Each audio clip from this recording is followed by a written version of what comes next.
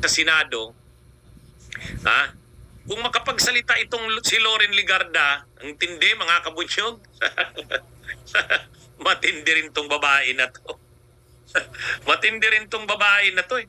Hindi naman abogada, pero kung makapagbigay ng kanyang komentaryong legal, talo pa ang abogada. Ha? Tingnan niyo mga kabunyogo, sabi niya, Senator Ligarda, reorganization sa Senado, labag umano sa konstitusyon. Nagagaling-galing na lang yan si Ligarda. Ay, ang dami ng mga legal experts ang nagsasabi, Lola mga yan, retired wala associate natutunan. justices, Ang tagal na mga senador, deans ng mga law schools, mga kilalang mga lawyers, abogado, pati Integrated Bar of the Philippines, lahat na nagsasabi na valid at legal yung ginawa.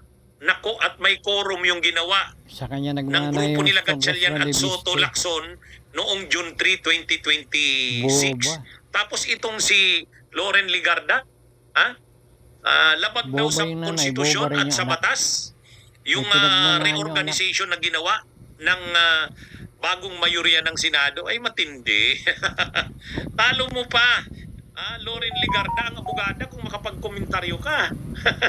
Diyan nagmana yung anak niya Mga sa kanya. kabunyog, mga kababayan. Boba kaya yung anak. Pero Ayaw sa yung totoo boba lang, yung ina, sa boba totoo rin lang, yung anak. itong si Loren Ligarda, talaga namang iba na ang takbo ng ano na to, mga kabunyog. Lola na Iba kasi na ang yan. takbo ng utok nito eh. Nahawaan na ni Alan Peter Cayetano at ni Pia Cayetano at saka ni Marcoleta. Ano na actually ito? Sobra na ang pagka-pro Duterte. Ano na itong si Loren Kumita Ligarda. sila no panahon ni Imagine Duterte niyo yung comment solar niya na yan. ng business Yung ng anak niya. reorganization daw sa Senado, mga kabunyog, yung ginawa daw noong June 3 ng grupo nila Gatchalian, nila Lacson, nila Soto, labag daw yun sa konstitusyon.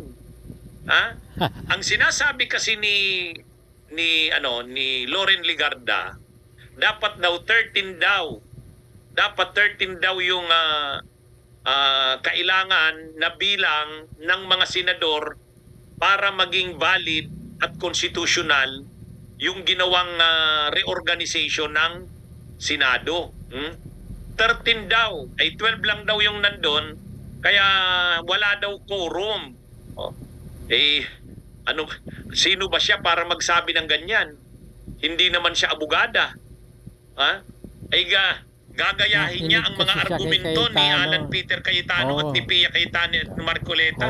Nagsabi na nga ang mga kilalang ekspertong legal, si retired Associate Justice Adolfo Ascuna, sinabi na valid. Una, may quorum talaga. Yung 12 ay quorum na yon noong June 3, 2026. Ganyan din ang pananaw ng mga deans ng mga UP law schools.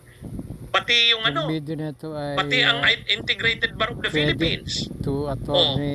Actually, lahat halos eh. Ganon ang sinasabi.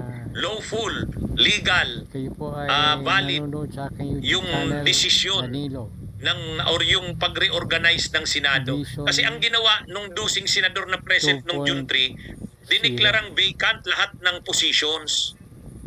Diniklarang vacant lahat ng positions.